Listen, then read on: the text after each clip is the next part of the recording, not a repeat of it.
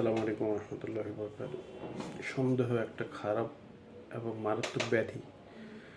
এই সন্দেহে যারা পতিত হয়, বিশেষ করে যারা ব্যবসায়িক বা বিভিন্ন ধরনের প্রতিষ্ঠানের মালিক, তাদের ভিতরে এই সন্দেহটা বেশি কাজ করে। আর এই সন্দেহ এমন একটা জিনিস যেটা ভালো মানুষকেও খারাপ বলে মনে হয়, ভালো মানুষকেও সন্দেহ মনে হয়। ব্যক্তিগত জীবনেও স্বামী স্ত্রীর মাঝে এই সন্দেহের কারণে বিচ্ছেদের কারণ ঘটে।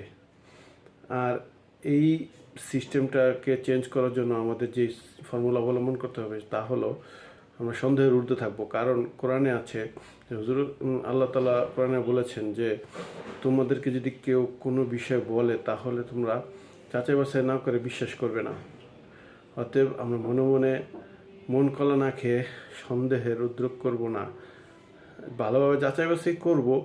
কিন্তু যে কোনো বিষয়ে শুধু শুধু সন্দেহ করলে মনকে এটা বিষিয়ে তুলে, যেটা পরবর্তীতে অনেক সমস্যার সম্মুখীন হতে হয়। অতএব আল্লাহ তাআলা আমাদেরকে এই সন্দেহ থেকে মুক্তি দান করেন। আমিন।